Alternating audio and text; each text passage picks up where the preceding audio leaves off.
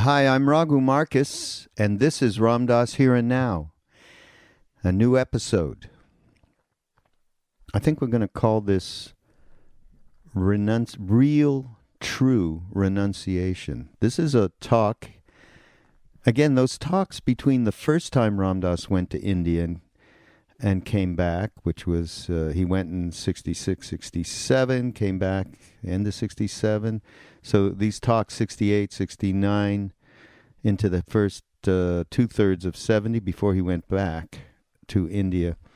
There's some really essency material, because we've been looking, here's a little announcement, we're going to have a wonderful summer online practice course.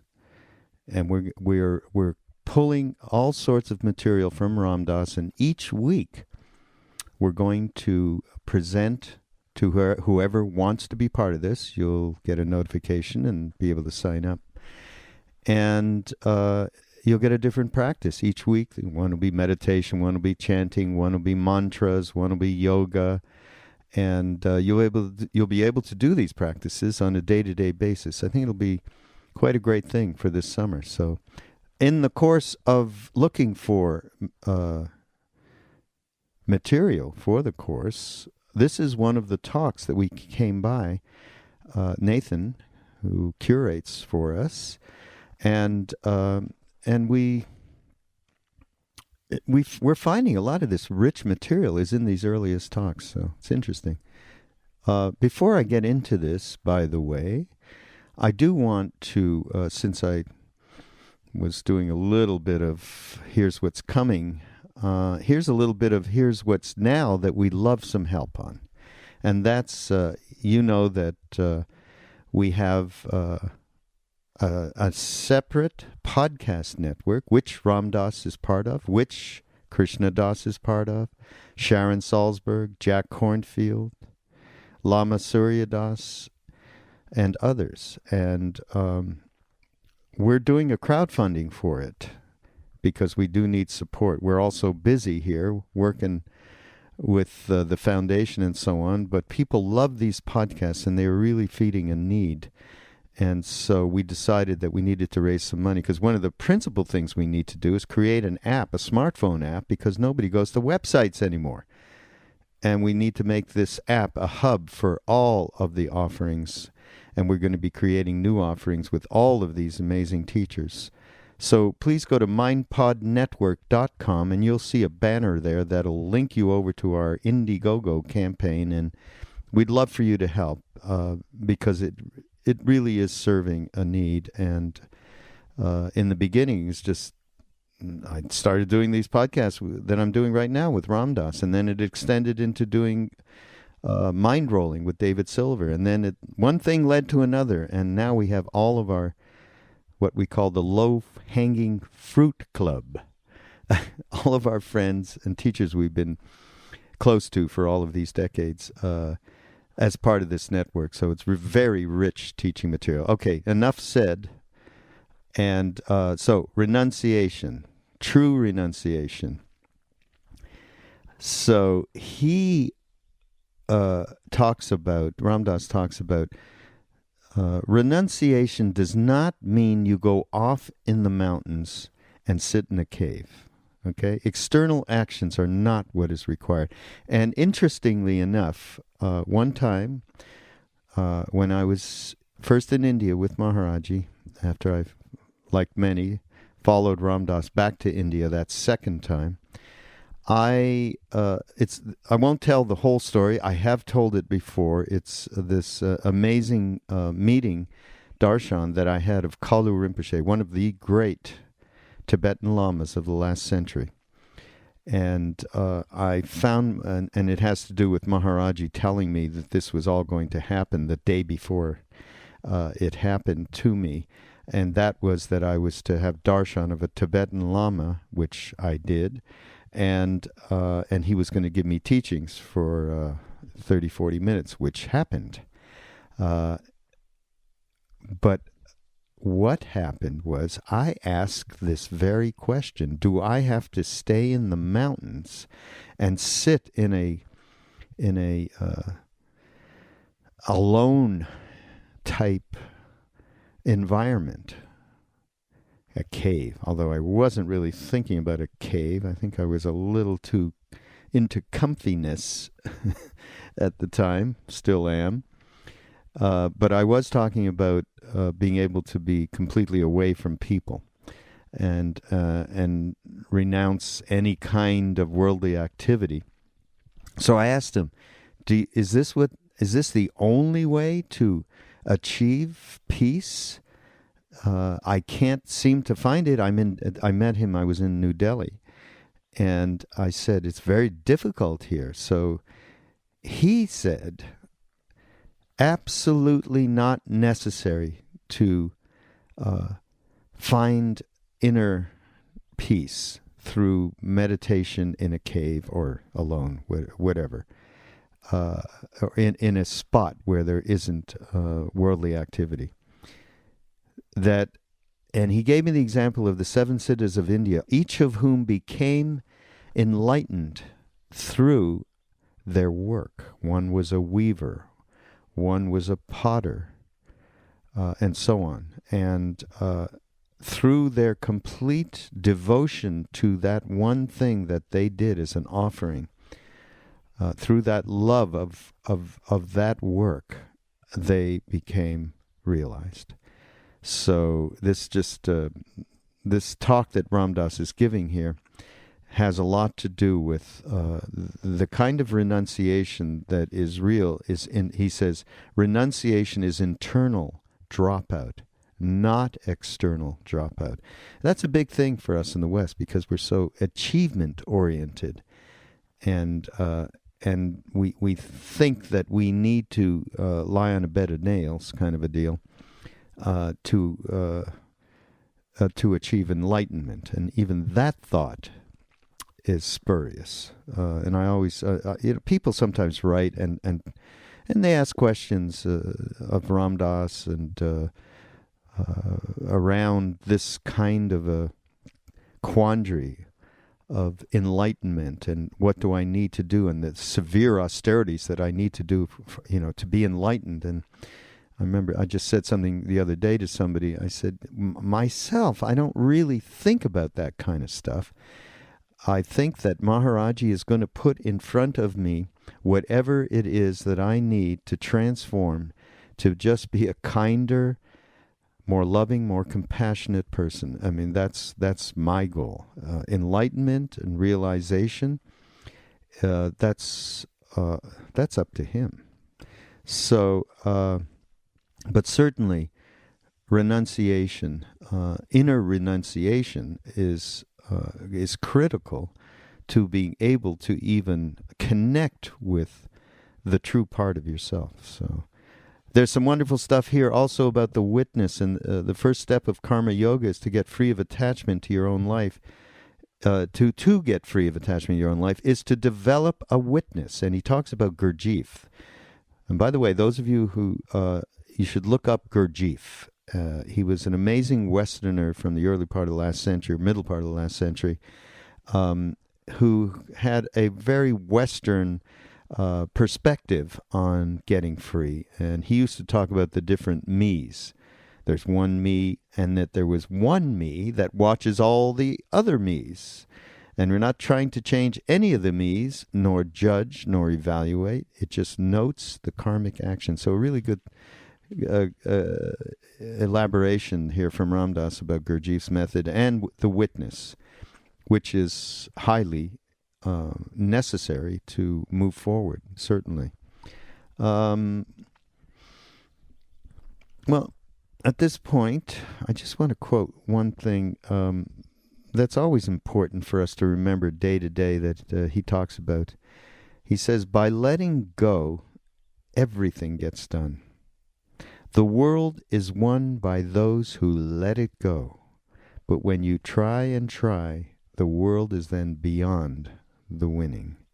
I think he's quoting somebody. I don't remember who. Maybe he'll say it when you listen. But I love that. And developing the letting go muscle, as Krishna Das calls it.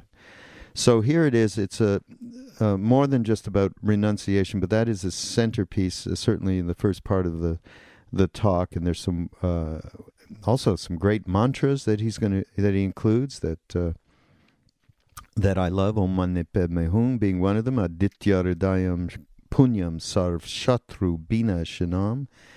And so this is a rich talk from a long time ago. June 12th, 69. Jeez, really, huh? So this is Ram Dass, here and now. And again, thank you for your support, for everything we do here at the Love Serve Remember Foundation and ramdass.org. Please do continue that support that allows us to continue doing everything that we're doing. And we've got some terrific news coming up in the next months. This fall, we're going to have a couple of great offerings. And I'm excited about the summer course. So tune in to ramdass.org for more information. And we'll see you next week. Now let me answer a few of those questions. What is the desire about? The desire, you see, is the distorted attempt to come to the light through the external senses. Let's say I pick up a hitchhiker and he says, "Man, look at those waves. I wish I could go surfing." Surfing is the way.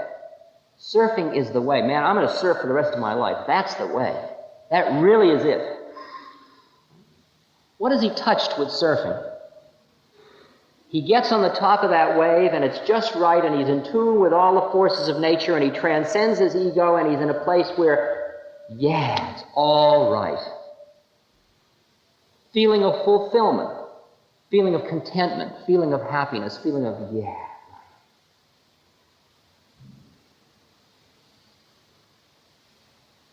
The sexual act. That's the big upaya of the West, big method of getting high. If you're lucky, if you're really good at tantric methods, you can extend that period, but there is a period when everybody gets to that place where you have transcended yourself. It's no longer my making it with so-and-so. It is an experiential state in which there happen to be 4 arms and 4 legs and a consciousness. And you've broken through at that moment and you say, "Oh, wow, is this good? Oh, I'd like to stay here forever." Fulfillment, contentment, finite.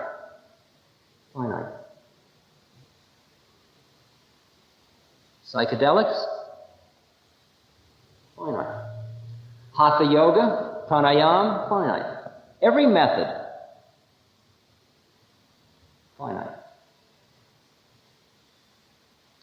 But each time we touch that place, and when we say, "She really turns me on," we're saying it very straight. We're saying, "She allows me to touch that place in myself where it all is."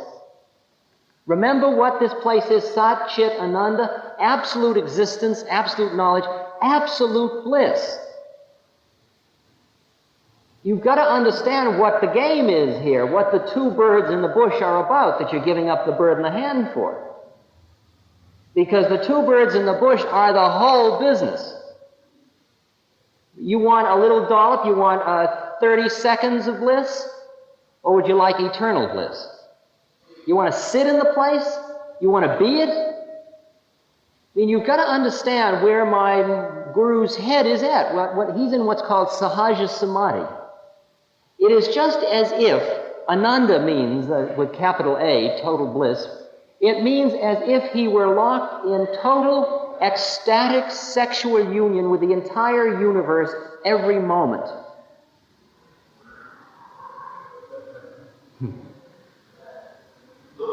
I mean, that's enough for me.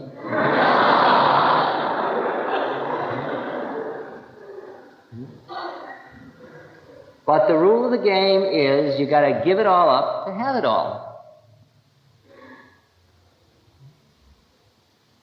And the drama involves the fact that he who seeks cannot go through the door. I mean, man, I want to have all that bliss. I will die in the process. And then there will be all that bliss. Renunciation that is required does not mean you go off to the mountains and sit in the cave. You may do that. That may be your method, or you may never miss a step in the Lila Rasa. You may be a housewife doing your thing, or you may be a protester doing his thing, or a soldier doing his thing, or a businessman doing his thing, or a dropout doing his thing. That's all irrelevant. That is all irrelevant. Your external actions are not what we're talking about. Think about that. The external dropout, if you think that's what it's at, that's a cop-out. You may drop out because that's your thing. I'm a dropout. That's who I am. Sam the dropout. But don't confuse the issues, because renunciation is internal dropout, not external dropout. It's much harder than that. See? Because I can go, I went to the temple and I was sitting in the temple those many months. Here I'm sitting in a cold cement room and they're giving me one meal a day of kind of lukewarm rice and dal, like lentil. And nothing much is happening. And I'm sitting there feeling like I'm doing this really far out thing. You know, I'm sitting in a temple meditating all the time. In the Himalayas, what could be more? I mean, from my image of like the way the books read, that's a big thing. Me and Milarepa, we're going to grow, green nettle fur all over our body. And I'm getting thin so you can see my ribs like a real yogi, you know. And at night, sometimes I get under the covers, see, and I'm just going to lie down and I'm doing my mantra. But I'm thinking, and I'm thinking about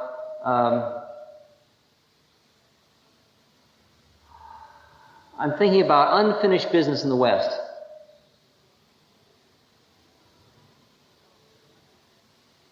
And I wonder what's happening to that rock and roll group. I wonder how my father's doing. I wonder how Carolyn is. I wonder what Tim's up to. And every now and then Maharaji calls me over and he says, you were in America last night.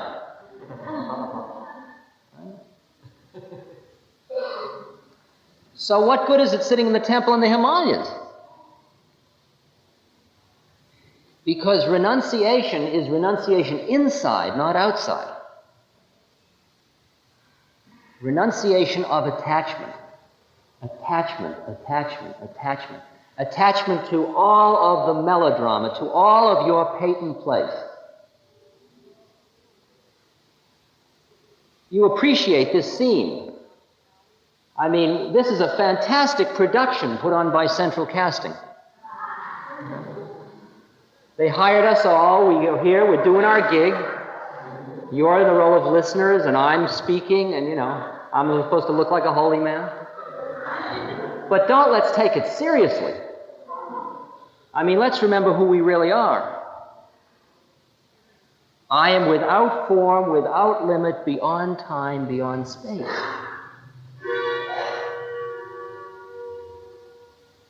That's what's available. That's what's available.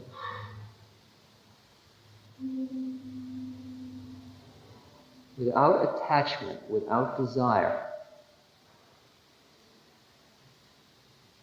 How do you get rid of a desire? What does it mean to be without desire? Aren't human motives built into the system? I used to teach human motivation, and I'd say these are the human motives.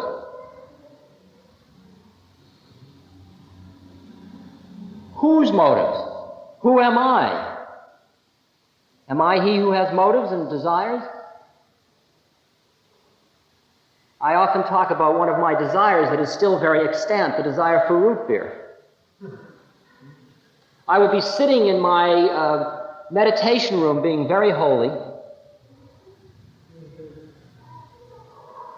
and I'm thinking about root beer. All right, now that's an attachment. Or sometimes I'm sitting in the meditation room and I'm not thinking about root beer, and the next moment I'm at my father's refrigerator with the bottle tilted back, drinking root beer. And I say to myself, damn you, you're drinking root beer again. You'll never become a realized being. Now, you've got to understand that the statement, damn you, and the drinking of the root beer are all attachment. The only part that's helpful is the little witness inside that says, look at him drinking root beer. Look at him putting himself down for drinking root beer.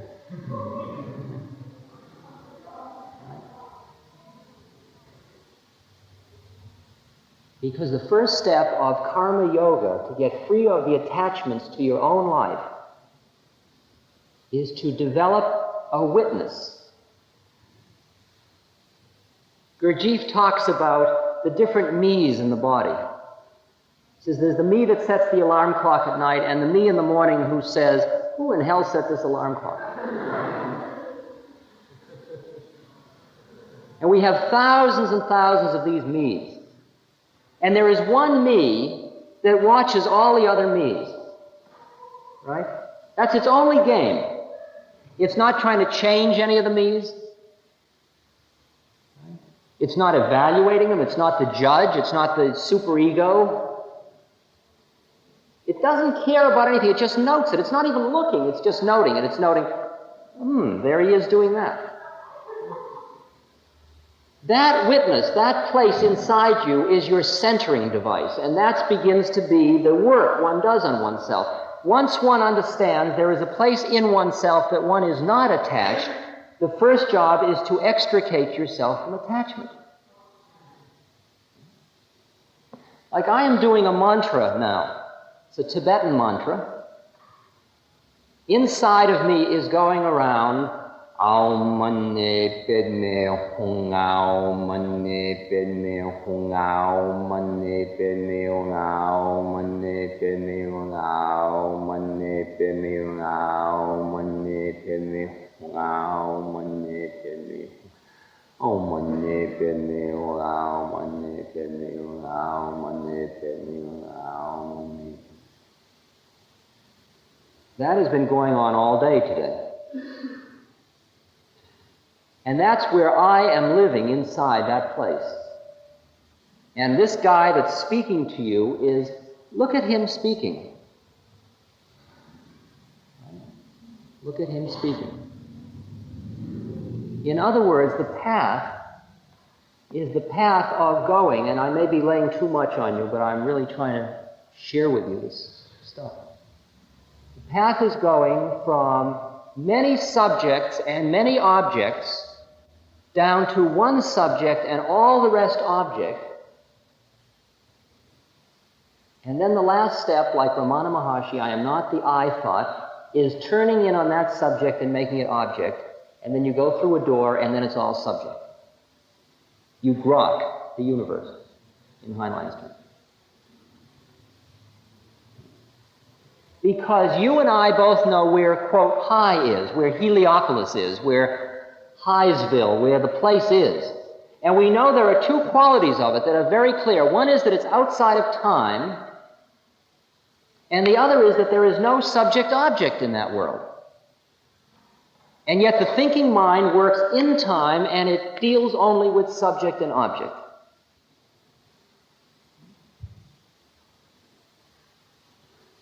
And therefore, it is only when you come into the immediate now, right here, now, here we are, right now, right here, now. And here's a new now, still here, right in this place, here now.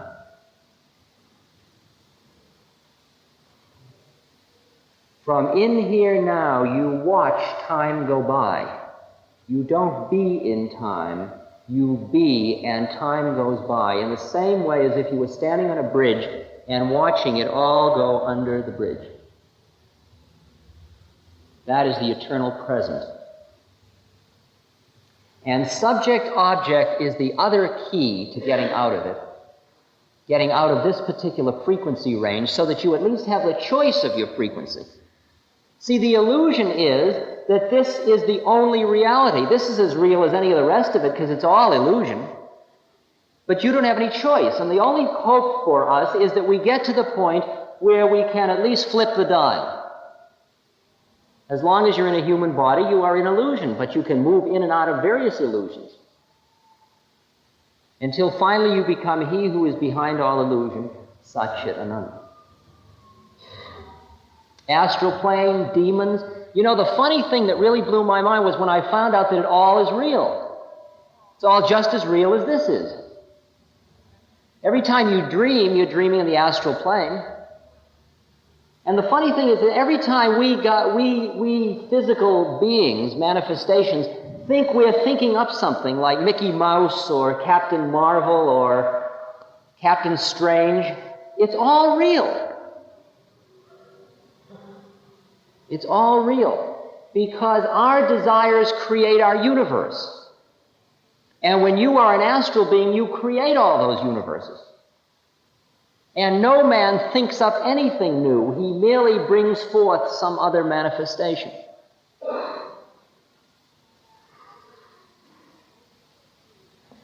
At the moment, there is a great deal of attachment to the astral world and occult powers. As far as the concern of the people that I am being trained by, which are Ashtanga yogis, it's called Raja Yoga, the statement is very clear. Any power is a new trap. Any beings on any plane are just your desires. Give it all up. Keep going. Because as groovy as it may be, even if it's grooviest here, the astral plane is infinitely more groovy. I mean, wait till you travel like light. You want to create a mango tree with a peach on it and then make it disappear? You want to make a whole universe made of diamonds? Go ahead, sure. You're given all that power. You want to be God of the wind? Sure, groovy, be God of the wind. Krishna says in the Bhagavad Gita, those that pray to heaven go to heaven. The Christian heaven is like the first of 7 levels. There's God, the Lord, and the demons, and the devil, and the archangels. Sure, you want it to have it. More illusion. More illusion. However, the game is of bhakti yoga, the yoga of devotion, is you use the illusion as leverage to get yourself into another place and then give that one up and keep going.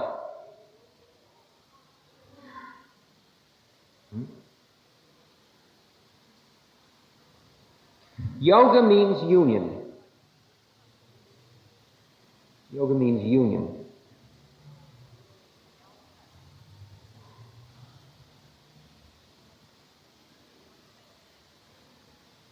All of these methods, karma yoga, the yoga of daily life, bhakti yoga, the yoga of love and devotion, Gyan yoga, the yoga of the intellect going through itself, the mind going beyond itself, hatha yoga, the yoga of the body, sun and moon.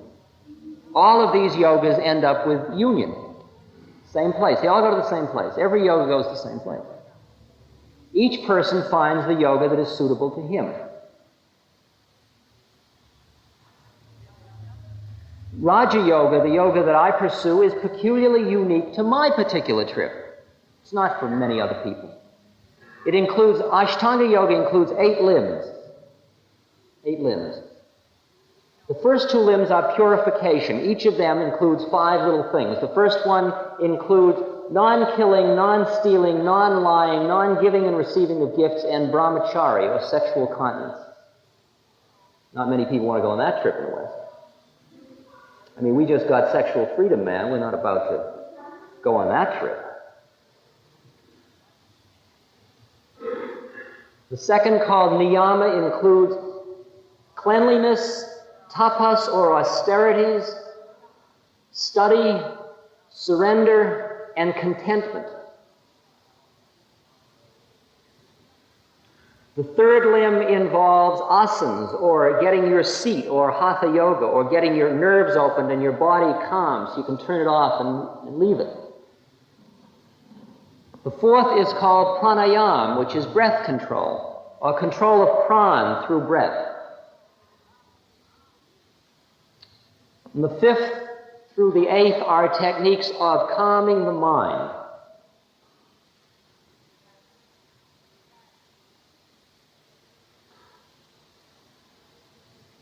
Desire is the trap. Desire is the attachment to your senses and to your thinking mind.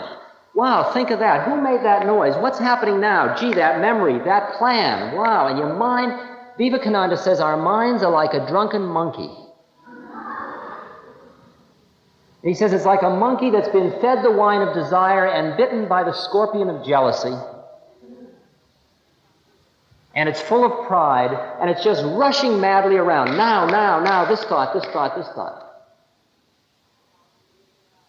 So you want to get rid of it? You just sit down. Do like the Southern Buddhists do. You sit down and you find that place right here in your abdomen where every time you breathe in, it goes up, and every time you breathe in out, it goes down. In, out, in, out, in, out. And every time it goes up, you say rising, and every time it goes down, you say falling. Into yourself. Rising, fall. Rising, fall. Rising, fall.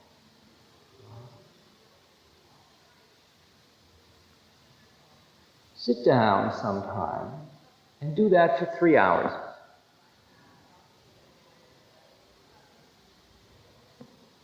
If you went to Ceylon, and you went all the way to Ceylon to become an enlightened being, and you went into a monastery, put you in a little room, and they'd say, notice this place in your abdomen that goes up and down. Every time it goes up, you think rising. Every time it goes down, you think falling. You understand? You say yes. They say, thank you. They walk out.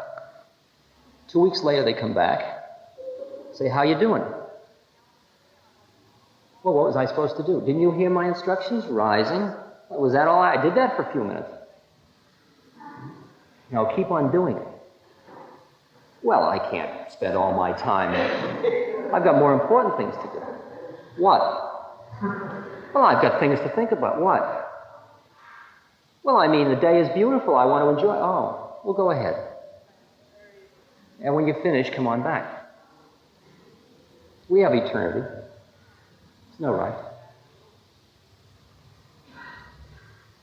The Hindus say a prerequisite for this trip is what they call virag. Virag means non-attachment. It means non-worldly attachment to worldly things. I mean, first I had a motorcycle and it was a groove to drive on Skyline Boulevard at 90 miles an hour in the fog at night and do hill climbing and all kinds of things like that. And then I got to the point where the motorcycle sat in the garage. Virag. I was in effect done with motorcycles. How many things have you been done with? We all have a whole lifetime of virag, of the onset of non-worldliness, the finish with worldliness. You can look and you can see exactly where you are on the trip. How far along are you? Because everything that's still holding you, everything that's keeping you as attached, doesn't mean what you do.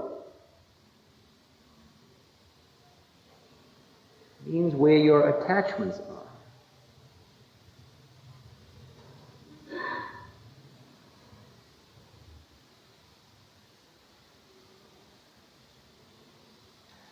At one point I said to my teacher, what is LSD?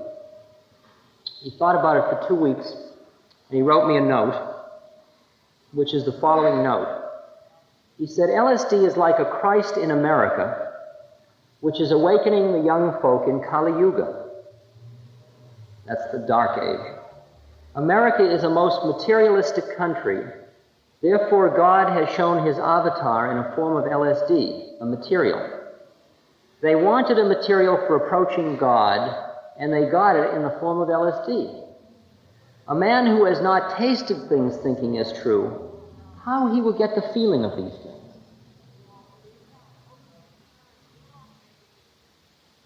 How do I interpret that? Interpretation is that the psychedelics show us the possibility. But just as in Christ's parable of the wedding feast, If you try to go to the wedding without the wedding garment on, you get bound hand and foot and cast into outer darkness, and there's much crying and gnashing of teeth. And man, I've been cast into outer darkness so many times.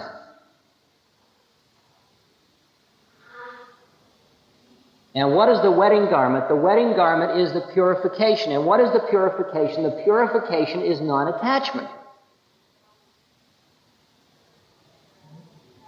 It's like when Mahatma Gandhi gets shot, he doesn't sit and say, at his last moment, he doesn't say, who shot me, or you shot me, or I forgive you, or here we go, or save the Union, or anything.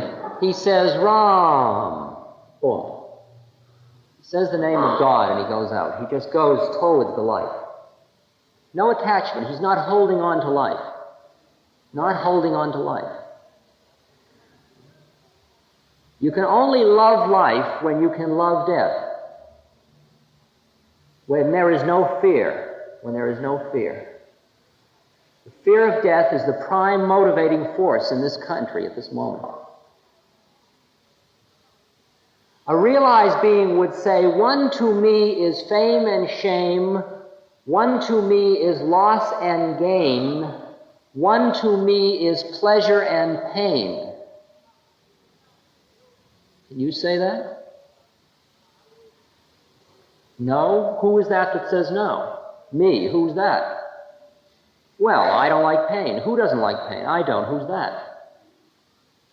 Who is that? Who is that? Is that who you are? That's the illusion. That's the illusion. That's what keeps you stuck in the place. That's what brings you down. It's that set of definitions.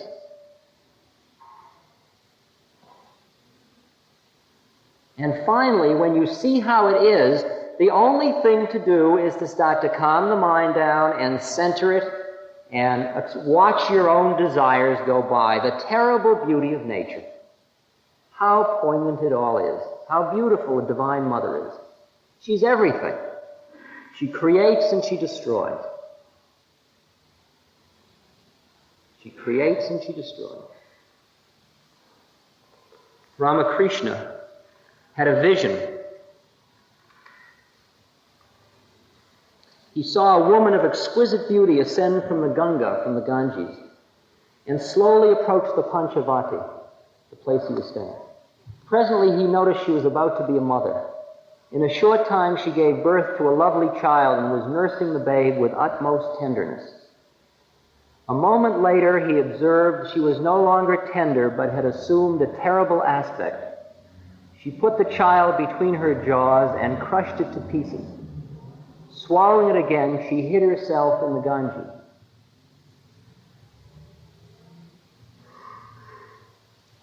I've been meditating in a little house in Gorda in Big Sur, and there was a cat that went with the house, and I'd be sitting in meditation, and the cat would bring in a mouse or a rabbit that had just killed, or was in the process of killing, and it would bring it to me as a gift. And I would be being very holy, and this cat would sit next to me, crunching on the skull of this animal. And the only thing that was available to me was the emotion of infinite and unbearable compassion. And what is compassion? Compassion is a total empathy with how it all is. Because when you are all of it, you are the mouse's skull, and you are the cat crunching it, and you are the you that is horrified by it, and you are the whole business. And that too, and that too, and that too. And you've got to examine all of the dramas you're involved in, all of your patent place, to see where you are caught in the melodrama, because if the other thing besides time you've got to get out of is subject-object, you realize that any time you think of another human being as him, or her, or them, you are perpetuating the illusion which is keeping you down. And the next statement that is also true is, the only thing we have to offer to another human being is our being. is our state of being. If I protest against war angrily, don't you see? I am creating the very thing I'm trying to get rid of. That it is only when one is free of attachment that one can make a statement that does not create its polar opposite. Because if somebody comes up to me and treats me like him, I can get caught in their head and I'll start to feel like him. And then if I'm him, they're him to me. And then the polarization gets more and more and more extreme. Take it in lovemaking. There are 3 levels at which a man and a woman can relate to one another. There is the relation between John and Mary, personalities. There is the relation of yin and yang, polarities, energy poles. In both of those, the word lust is appropriate. That is, you are turned on by the other person as object, as them. And then, through the method, you get to the place where we are us, briefly. There is still another method, and that is to establish with another human being the place of us. And calm down until we are here, and there is one consciousness and 2 bodies, and then the 2 bodies do the dance of nature, which is what they are, and through that dance they create energy which we draw up to keep us right in this place of unity. And once you are in this place of unity, to, quote, make love in the old-fashioned head models of subject-object brings you down. Brings you down. It's as simple as that. And you're just not going to settle for it finally.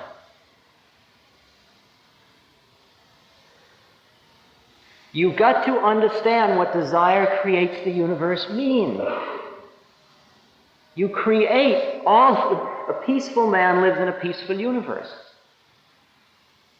This is not hiding one's head in the sand. This is the only leverage one has on the prawn of the universe, on the illusion. If I stop at a gas station and the guy is wiping my windshield, who is the guy? He is God and I am God. You see, we in the West have been educated for so long about individual differences. Taller, shorter, richer, poorer, older, younger, them, us, establishment, hippies, dropouts, drop-ins. Man, we got it coming out of our ears. So many discriminations. Behind all those discriminations, here we are. The minute you do the flip over so that the figure becomes ground and the ground becomes figure, everybody you look at is the same person. I mean, if I know Sam whether Sam's wearing a blue shirt or a green shirt, don't I? And I can still discriminate blue shirts and green shirts, but I don't confuse Sam in the blue shirt with Sam in the green shirt. I don't think they're 2 different people. I know Sam. Well, the fact is, here we all are, and we are all God. Now, what are we going to do about it? If we all knew who we were, there would be in this room at this moment one consciousness and all these manifestations. That's why I said at the beginning, if you think you're listening, you're in the wrong place. It's like I know I'm not talking.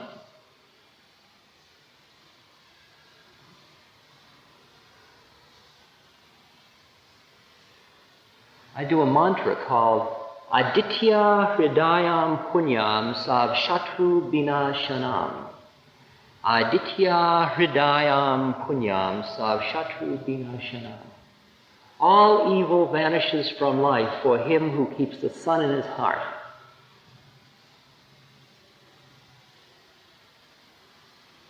And I think of the sun warms. It doesn't say, I'll warm you because you're good. I won't warm the bad guys. It doesn't say, I'll only warm you if you'll pay me. It is light, it is consciousness, it is warmth.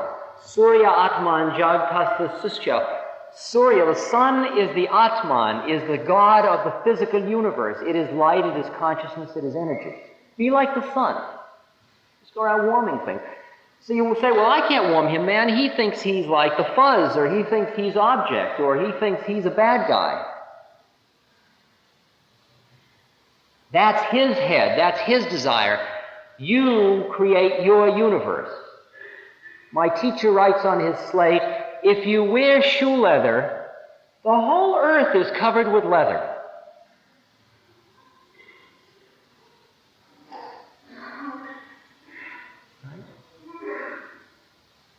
And he says, if you think on God, the whole world is God.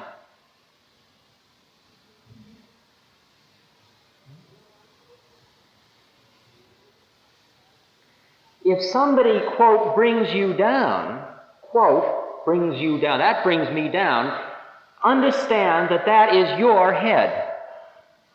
You are creating your universe. You've got to come back there all the time. You want to help somebody? Help yourself. That's a scary one. I mean, don't we help people? You don't help people if you think you're helping them. How do you like that one? That's what the non-giving and receiving of gifts is about. Because as long as you think you're giving me something, forget it. Because neither of us can afford it. Because all it's doing is creating a subject-object relationship between us. That's why America gives away all this stuff and everybody hates her. She's saying, look what I'm giving you. See? If the mentality of America was, look, God gave us all this wheat, we got more than we need, you need it, it's our mouth, but Biafra is our mouth, and this is our wheat, here, have it. You use it now. Then there's no giving and there's no receiving. Then it's all cool. See? It's all cool. Because anything, just like lying and stealing, these are all the same things. They all create subject-object. By passion for the pairs of opposites, by those twain snares of like and dislike prince, all creatures live bewildered, save some few, who quit of sins, holy in act, informed, freed from opposites, and fixed in faith, cleave unto me, says Krishna in the Gita. You've got to finish with opposites. You've got to get finished with opposites. We and them is a state of mind. If you don't like living in that state, change your mind. Somebody else says, but there are we and them. That's his mind. You live in your mind. Because I'll tell you another secret. The most ferocious sheriff's deputy in the southern small town, the fiercest North Vietnamese, the toughest guy in the FBI, the hardest meth head, all want to be God. And they all want to be the sun, and they all want to be love, and they all want to be warm. See, all you got to do is tap in on the universal place and all the rest of it.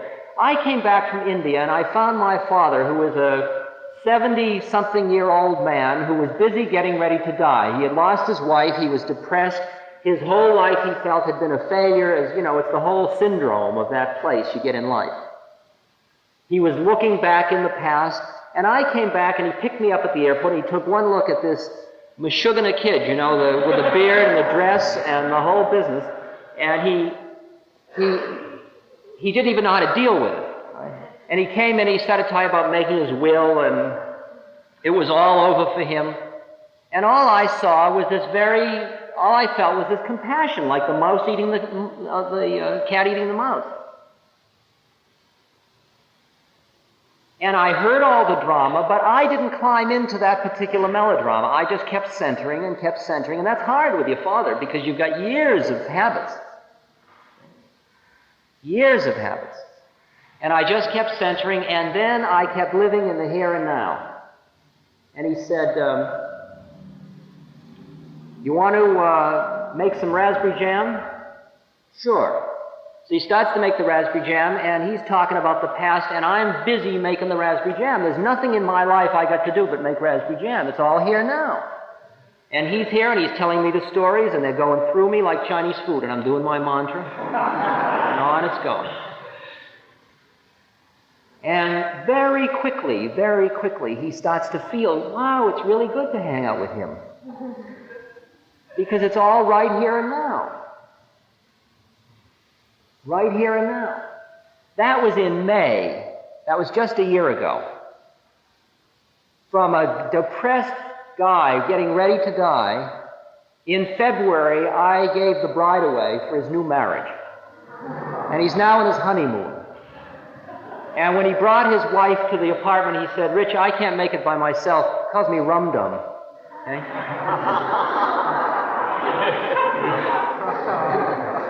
It's beautiful. It's beautiful. Huh? He says, I can't make it by myself. Would you help me carry her across the threshold? And now he's on his honeymoon in Scotland, and he's right here and now. I mean, it's all right here and now. He's not living in the past. He's not living in the future. He's right here and now.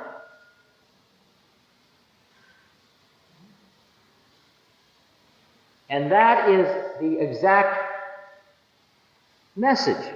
When the guy is washing the windshield, here we are, we're God. This moment is the only moment in the universe. This is it. This is not, quick wash the windshield so I can get on to California. This is the moment. I stopped at a Shell station in Vermont, I recall. The guy washed the windshield, and I just looked at him, and I was just signing the credit card and looking at him, and nothing. I wasn't saying to him, I am God, you are God, I am love, you are love. Don't you realize you're love? You're not a Shell station attendant. I was just signing the credit card, and we were talking about my old car and how groovy it was and all that kind of stuff, and that was all. And he felt that thing. He felt that thing, because a human relationship is as high as the highest link. It's as strong as the strongest link. So if you can get your vibrational frequency up, everything around you comes up to that place, because it's all reaching for that place anyway. It'll go through all its quivery doubts, and all you've got to do is keep centering, and then you are creating your universe. And then he said to me, say, let me show you my car. So I got out and we went behind the garage and looked at his car. Then he said, I'd really like my wife to meet you. We went up and met his wife. She said, won't you stay for lunch? So I stayed for lunch. I realized I could move in and live there forever. And there was no reason why I should leave. I mean, how do we define he's a Shell station attendant and I'm just passing through? Who's caught in that drama? Here we are, this is the moment. Now, what is this moment? Here we are. Nobody's going anywhere.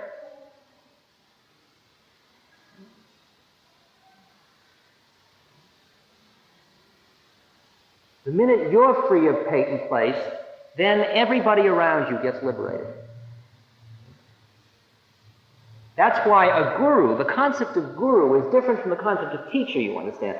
Teacher is another person in the melodrama who points the way, says it's out that way.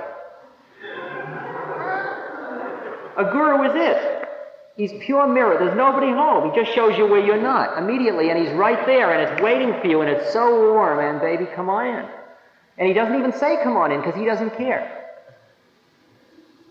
Right? But he's right here all the time. And you've got to dig how you can't have one little bit of impurity in your game. You've got to really be right here.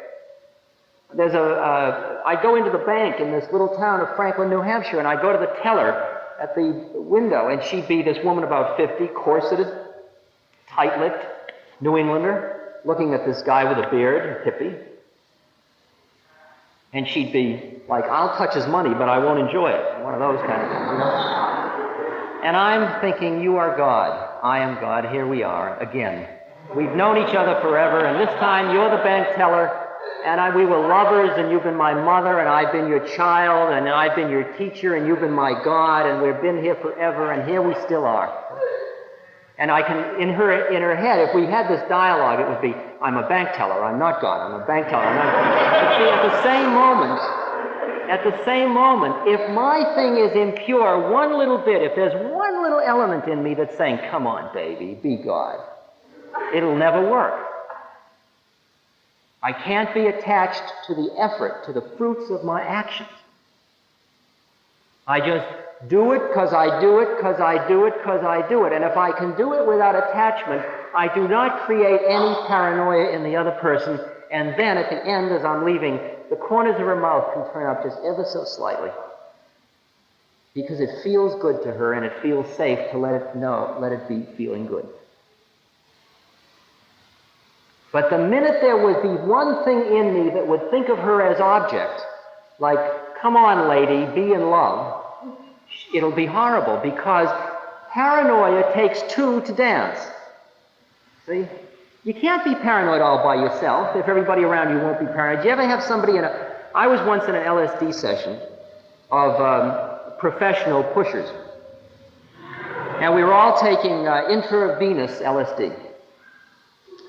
And it was very beautiful. And I was very high, and suddenly I felt there was a very funny vibration in the room, and one of the guys was having a rough time. He was a beautiful guy, he was caught. And I went over and I fell down next to him and I said, well, man, you've caught my skull. What are you going to do with it?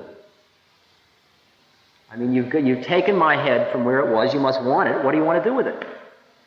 And he looked at me and he says, I'm going to take my chick and my motorcycle and I'm going to go home and I'm going to get my .38 revolver and I'm going to come here and I'm going to blow your fucking brains out. With hate in his eye. And I said to him, well, man, if you do that, you're going to be killing a really beautiful cat. But if you got to do it, go ahead. But when you're outside, dig these stars, because they're really beautiful. You know, on your way. And I'm with you, but I'm going to stay here because it's warm and all your friends are here and we all love you. But you go ahead and you go get your gun and do your thing. It's all cool. And he went to the door and he looked around and he started to go out and he looked at the stars and he looked back and he looked out and looked back. And then he started to cry and he came back and fell down. He broke through. Because nobody was into his drama with him. And you say, well, that's all right. But think of the other cases. It's always impurity. It's always impurity. Buddha's shield that kept Mara, the demon, from screwing up his enlightenment was that purity. It was that purity of not being in subject-object. Karma is subject-object. Exactly what it is. So you realize your desires create your universe.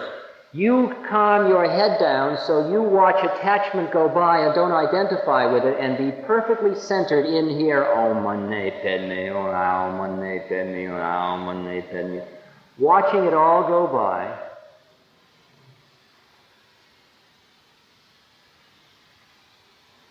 And then your statement of being will create the universe that you dream of living in. Your desire will create your universe. Simple as that. Simple as that.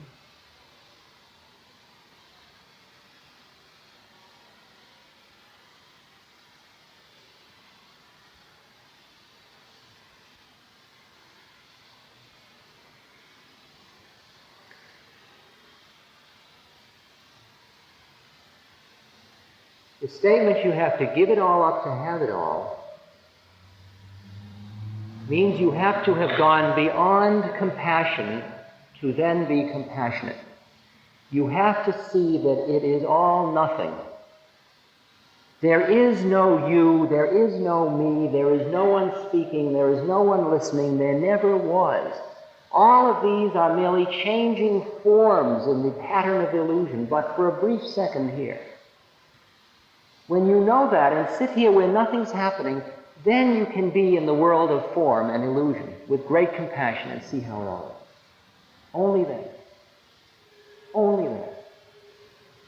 Clinging neither to the void nor to compassion. It's the paradox of the two in one. Every time I feel compassionate for our melodrama, I see there's nothing here. And every time I see there's nothing here, I feel infinite compassion.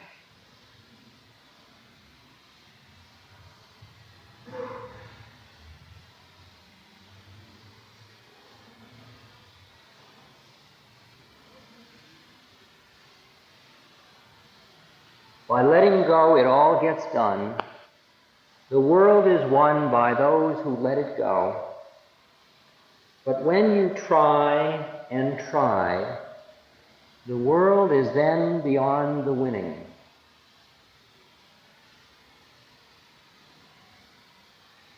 People say, well, what are you doing? I say, I'm doing what I'm doing. I do what I do. What else is there to do? I am not driving through Iowa in order to get to California, although I am headed towards California. When I am in Iowa, I am in Iowa. And when I'm in California, I'm in California. When I'm here, I'm here. And it's always right here. It's always right here.